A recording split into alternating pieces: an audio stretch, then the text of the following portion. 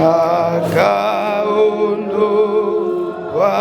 dhambi zangu. Sikukuu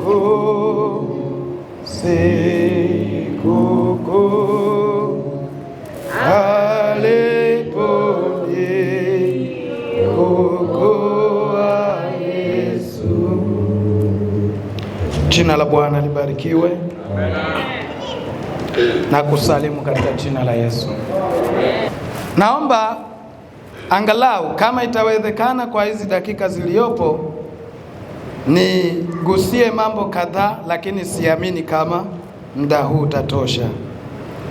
Tulizungumza habari za huduma ya mwanamke, lakini kuna pointi ambazo tutaenda kuzungumza siku ya leo. Wana mitambo, tunaomba maandiko hayo mawili ambayo wasomaji wawili wazuri watusaidie kusoma.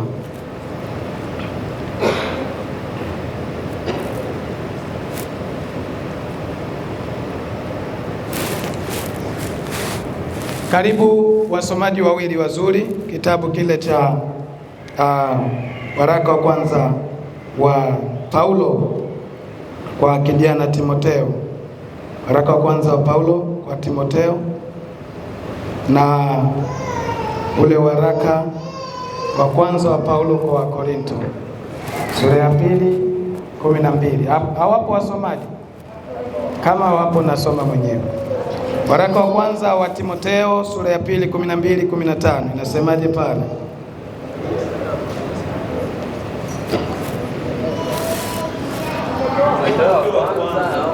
Timotheo wa kwanza.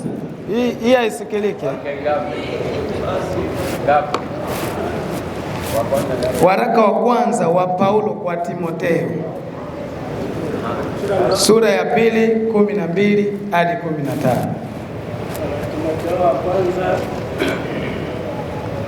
sura ya 2:12 hadi 15.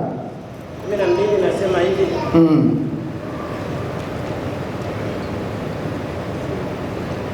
Bwana Yesu asifiwe. 12 inasema hivi: simpi mwanamke ruhusa ya kufundisha wala kumtawala mwanaume, bali awe katika utulivu. Amina. Niendelee. Haya, ishia tu hapo. Twende Wakorintho wa kwanza. Wakorintho wa kwanza sura 2 mstari wa ngapi? Wakorintho wa kwanza 14:34.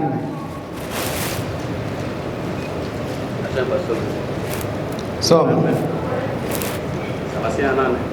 34. 14:34.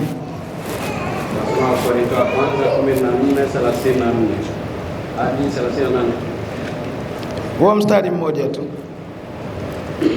Wanawake wanyamanze katika kanisa, maana hawana ruhusa kunena, bali watii, kama vile inenavyo Torati nayo.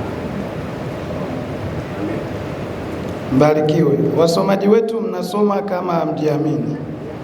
Biblia ni ya kwako, hujaazima. Haleluya, watu wa Mungu. Amen. Kikawaida mistari hii tuliyoisoma hiyo miwili, kama hatuja litafakari neno la Mungu vizuri,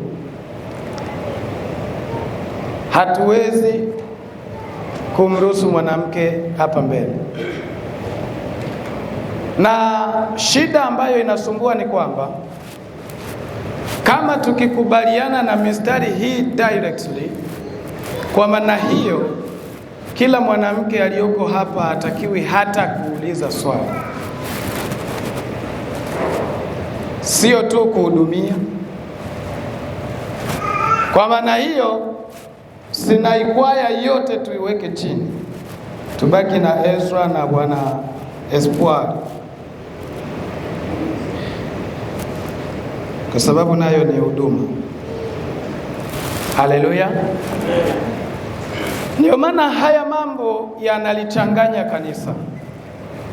Haya mambo yanalichanganya kanisa kwa sababu Wapo walimu ambao wameingia. Mtume Petro aliliona mapema, sio leo. Mtume Petro aliliona mapema sana, akaonya. Mtume Petro anasema hivi kwenye waraka wake wa pili sura ya 3:15, anasema hivi: nanyi uhesabuni uvumilivu wa Bwana wetu kuwa ni wokovu, kama vile na ndugu yetu mpenzi Paulo alivyowaandikia kwa hekima aliyopewa. Hiyo ni pointi ya kuzingatia. Alivyowaandikia kwa hekima aliyopewa. Tutarejea hilo neno. 16. Vile vile kama katika nyaraka zake zote pia, akitoa humo habari za mambo hayo, katika nyaraka hizo yamo mambo ambayo ni vigumu.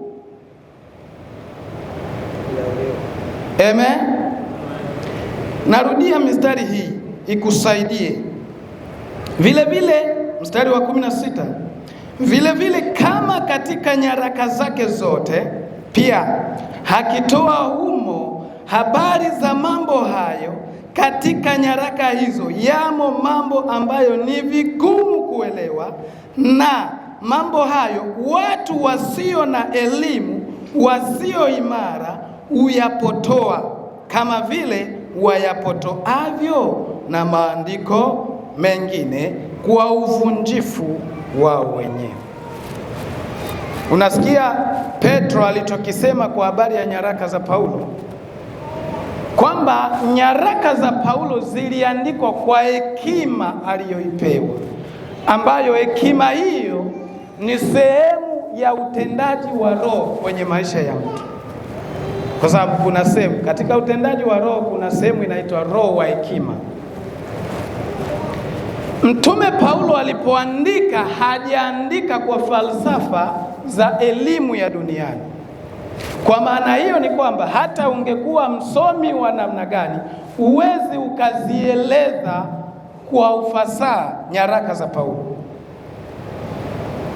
Ni lazima uipokee hekima kama ile aliyoipokea wakati anaandika, ili uwe na ufunuo sahihi wa kueleza na kutafsiri nyaraka alizozitoa.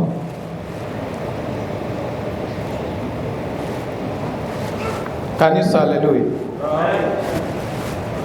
Kwa maana hiyo ni kwamba haijaanza leo kupotoshwa kwa maandiko au nyaraka alizoziandika Paulo. Tangu kipindi cha mitume bado wapo. Kwa hiyo sasa, kitu ambacho tunatakiwa kukielewa ni kwamba haya mistari ambayo tumeyasoma yanaeleweka vizuri, ila tu watu ambao hawana elimu wanajaribu kuyabeba tofauti na yalivyo. Kabla ya kwenda mbali sana, naomba tuangalie nyaraka hizo kwa umakini. Haleluya. Tuziangalie kwa umakini tu, zitatupa majibu zenyewe. Timotheo wa kwanza 12.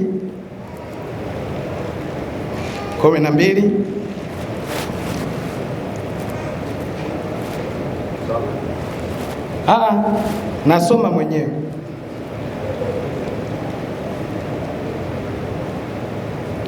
Anasema hivi kwamba 12, tunaanzia mstari wa 12 hapa. Anasema hivi: simpi mwanamke ruksa ya kufundisha. Simpi mwanamke ruksa ya kufundisha. Hilo ni jambo la kwanza ambalo unatakiwa mimi na wewe kwanza tulielewe. Simpi mwanamke. Katika lugha ya simpi, Mtume Paulo hajamaanisha kwamba Mungu hampi. Tunaelewana vizuri? Tunaelewana vizuri?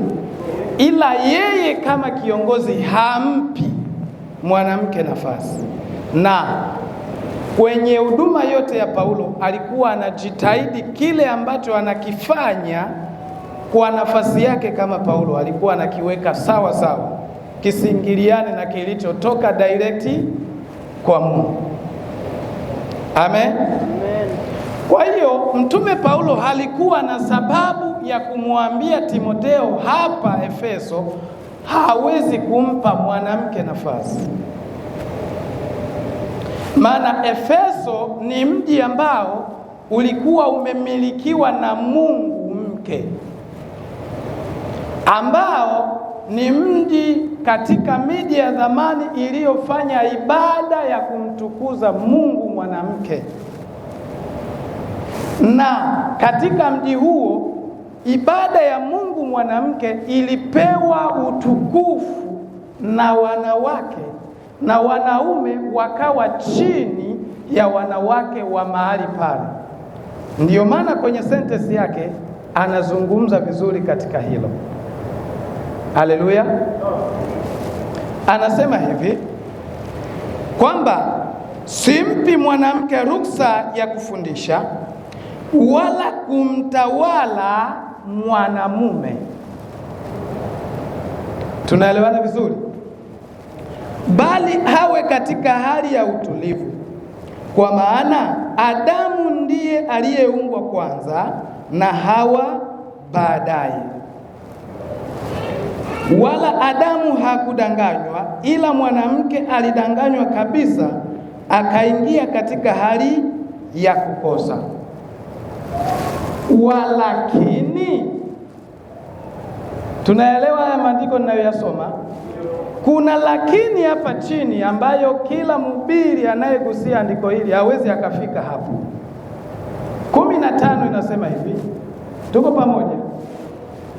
15 inasema walakini ataokolewa kwa uzao wake, kama wakidumu katika imani na upendo na utakaso pamoja na moyo wa kiasi. Walakini ataokolewa na uzao wake, akidumu katika upendo na umoja na kiasi. Bwana tusaidie sana. Kitu ambacho mtume alikuwa anaonesha hapa ni kwamba wanawake katika jamii yao hawakuwa na nafasi yoyote kwa ajili ya kufundisha au kuwa mtu fulani kama kiongozi kwenye jamii. Tuko sawa? Sasa hilo ambalo walikuwa nalo lilikuwa pointi ambalo lilikuwa limetokana na nini? Na falsafa ya kuasi kwa Adamu na Hawa. Hili sio kwamba ni Mungu ambaye amewaambia. Tunaelewana vizuri? Ni kama vile leo mwenzio akikosea, alafu mmekosa wote, mnaanza kutupiana lawama ninyi kwa ninyi. Kwa hiyo Wayahudi waliunda miongoni mwa zile sheria zilizoongezwa baada ya ukimya wa Mungu. Tunaelewana vizuri? Kwa sababu mtume Paulo lazima agusie baadhi ya mambo ambayo alisoma kipindi ambacho alikuwa mwanafunzi wa Torati ya Kiyahudi. Na Torati ya Kiyahudi ilikuwa inazungumza habari hii ya mwanamke, kwamba Adamu halikuwa kwenye Edeni wakati tu alipewa mwanamke, na mwanamke akamsababishia Adamu kufanyeje? Kukosa. Kwa hiyo ndio maana hapa tunasoma kwamba kama inenavyo Torati nayo. Hii ni Torati, lakini sio iliyotoka kwa Mungu kupitia Musa. Tuelewane vizuri. Ndiyo maana tukiangalia kwenye vitabu vyote vya Torati na manabii, hautakuta hii sheria imeandikwa popote kwamba mwanamke ndiye alikosa na akamsababishia mwanaume kukosa. Lakini kwa sababu kuna kipindi cha ukimya wa Mungu, ila wao waliendelea kufundisha Torati na wakaingiza mapokeo ambayo ni mapokeo ya wazee ambayo hata Yesu alipokuja alianza kuyakemea. Tunaelewana vizuri?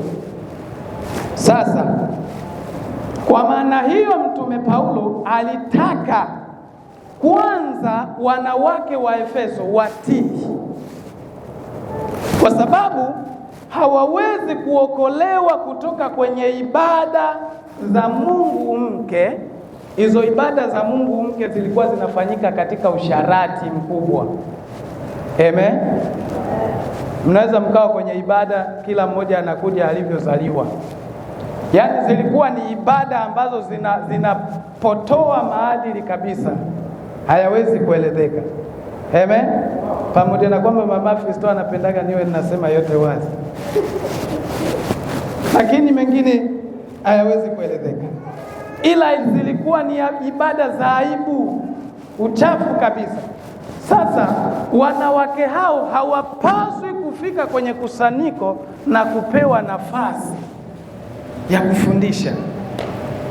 Lazima wakae wanyenyekee. Ndiyo mstari wa 15 unavyoelezea kwamba walakini ni lugha moja au ni sentence moja. Kinachotofautiana hapa ni nini? Ni mistari. Kwamba walakini hao wanawake, walakini ataokolewa kwa uzazi wake kama wakidumu katika imani. Kumbe kifungo hicho ni cha muda. Kesheni alipookolewa yupo kwenye kifungo cha muda, anatakiwa akae kwanza anyenyekee. Amen. Kule kuokolewa na uzao wake ni kule kukaa kwenye kunyenyekea na kujifunza. Utakapokulia imani, tayari umeondolewa katika ile namna ya kwanza uliokuwa nayo, umekuwa katika namna nyingine, kwa sababu uzao wake unaozungumziwa hapa ni Yesu, kwa sababu Yesu ni uzao wa mwanamke, si uzao wa mwanaume.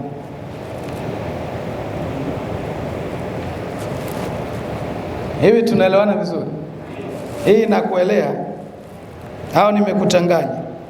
Yesu ni uzao wa mwanamke, sio uzao wa mwanaume. Wagalatia 4:4 nasemaje?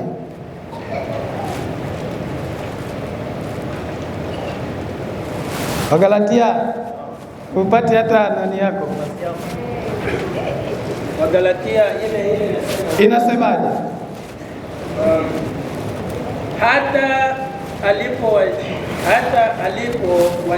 hata ulipowadia utimilifu wa wakati, Mungu alimtuma mwanawe amezaliwa na mwanamke. Tusoma vizuri. Amezaliwa, rudilia. Mungu alimtuma, anza mwanzo wa mstari. Bwana asifiwe. Anasema hivi. Hata alipowadia utimilifu wa wakati, Mungu alimtuma mwanawe ambaye amezaliwa na mwanamke. Ikaa chini, hilo ndilo ninalolitafuta. Yesu hajazaliwa na mwanaume katika kuja kuvaa mwili, amezaliwa mwanamke. Ndicho kitu ambacho Mtume Paulo sasa anazungumza hapa, kwamba akidumu katika unyenyekevu kwenye imani, Yesu atambadilisha, atakombolewa na uzao wake mwanamke ni Yesu. Bwana tusaidie sana.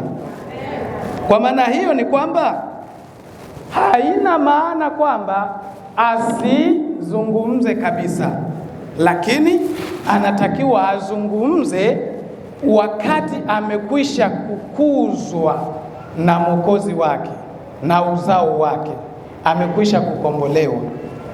Bwana tusaidie sana. Naomba niwe haraka kwa sababu ya muda. Kwa hiyo sasa, kitu ambacho tunatakiwa tujiulize ni kwamba, je, kama Kama kweli ilikuwepo sheria inayosema mwanamke asimtawale mwanaume, tuko sawa? Ambapo hiyo sheria ilitoka kwa Mungu. Je, Biblia yenyewe inasemaje tu ya mwanamke na huduma yake? Tuko sawa sawa? Kama kweli ilikuwa ni sheria iliyotoka kwa Mungu na kuja kwetu, je, huyo Mungu mwenyewe anaweza akajipinga katika kile alichokiagiza? Jibu ni hapana. Haleluya. Swali nyingine, je, kama katika Agano la Kale hiyo ilikuwa sheria iliyoshikiliwa kwa mwongozo wa Mungu, hakuna wanawake walioongoza? Haleluya. Najua ninyi mnamjua tu Debora, kwa mimi naachana na Debora mnayemjua. Haleluya, haleluya, haleluya. Wafalme wa Pili sura ya 22:14. Wafalme wa Pili sura ya 22:14. Wafalme wa Pili sura ya 12 22 inasema,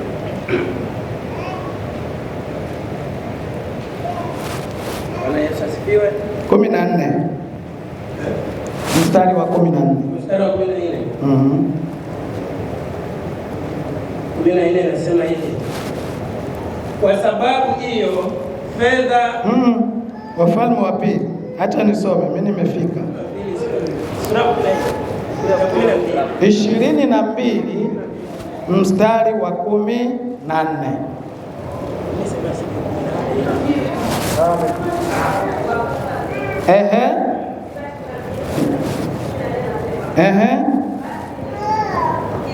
Hilkia kuhani na Haikamu na Abroni na Akroni na Shafani na Asaya ndio wakamwendea Hulda nabii mke wa Shalumu mwana wa Timba mwana wa Alhazi mtunza mavazi ya mfalme, naye alikaa Yerusalemu katika mtaa wa Pili. Akasema naye.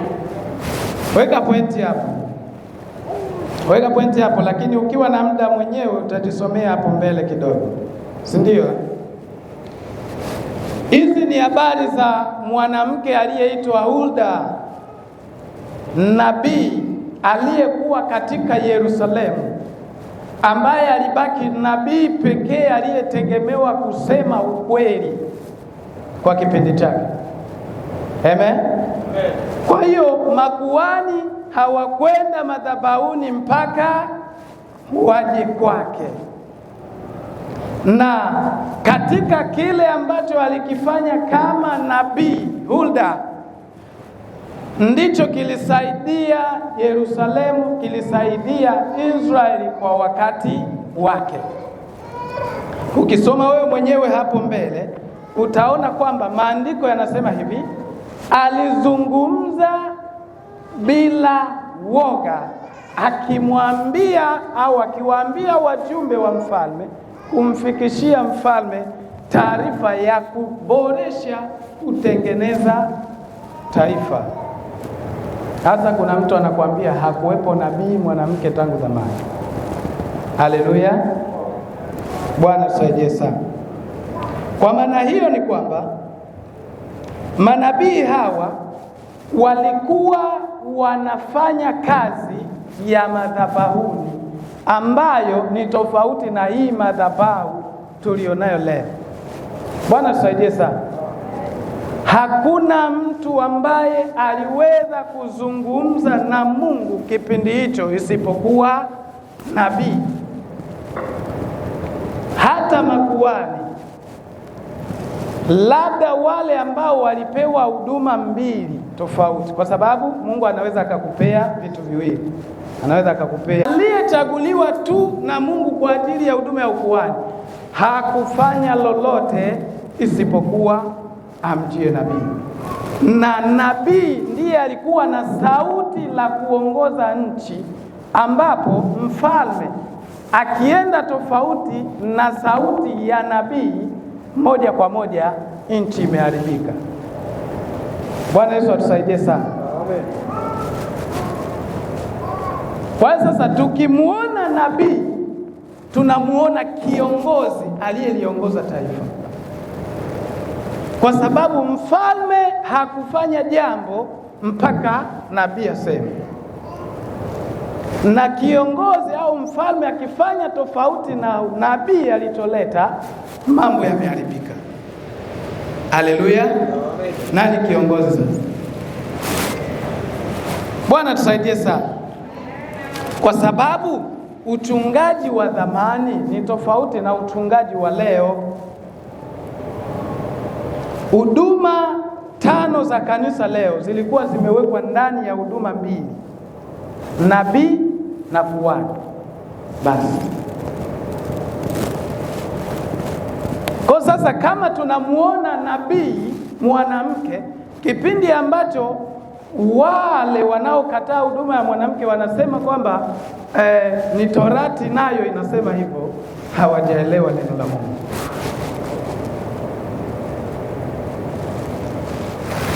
Ualimu ulikuwa ndani ya nabii, uinjilisti ulikuwa ndani ya nabii, uchungaji ulikuwa ndani ya nabii, utume ulikuwa ndani ya nabii, na unabii wenyewe. Hizo huduma zote. Haleluya. Naomba tusogee mbele kidogo, sijui nimeeleweka hapo. Kwa hiyo katika Agano la Kale wapo wanawake wengi waliongoza taifa la Mungu. Tukiangalia habari za Debora, maandiko yanasema kwamba Israeli walimwendea akawaamue au akawaamulie, kwa maana kwamba yeye ndiye alikuwa na neno la mwisho kwenye taifa la Mungu. Mnatakiwa mfanye hiki. Anayetoa mwongozo ni nani? Mwanamke. Haya, sasa huyu Debora aliwekwa na nani? Huyu Hulda aliwekwa na nani? Aliwekwa na wanadamu? Debora aliwekwa na Mungu. Aha. Kumbe tumekubaliana kwamba hii Torati inayosemwa kwamba ilikuwa inamkataza mwanamke ni iliyoundwa na Wayahudi wakati wa ukimya wa Mungu, kwa sababu Mungu alikaa miaka 400 ya kuto kuzungumza. Na siku zote tujue kwamba mahali popote, huduma yoyote ambayo haina sauti ya Mungu, lazima kuna akili za watu zitaingia, mwongozo wa watu utaingia, mitazamo ya watu itaingia. Haleluya. Okay. Kwenye Agano la Kale ni mengi. Sasa tumuoji ndugu Paulo naye. Mtume Paulo, ulipozungumza wanawake wanyamanze, unataka kumaanisha nini? Akina Kesheni wanatubilia hapa na upako, wanyamanze tena. Paulo unasemaje? Haleluya. Tumuoji kwanza Paulo. Hivi Paulo, kule kunyamanza kwa kina Kesheni kweli ulikuwa unamaanisha nini? Wakorintho wa kwanza 5 11:5.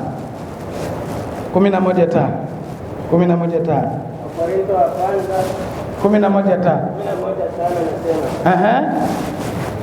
Bali kila mwanamke asalipo au anapoutubu. Kila mwanamke asalipo au anapoutubu. Ishia hapo. Sasa Mtume Paulo anaanza kutuchanganya. Kwenye waraka huo mmoja ndio amezungumza wanyamazi. Kwenye waraka huo tena anazungumza kwamba anaposali mwanamke afunike kitu. Anapoutubu, kuutubu ni nini? Kuhutubu, sio kutubu. Kuhutubu imekuja kwenye neno hutuba, imekuja kwenye neno hutuba. Kuhutubu sio kuungama. Amen. Kwa kuhutubu ni nini?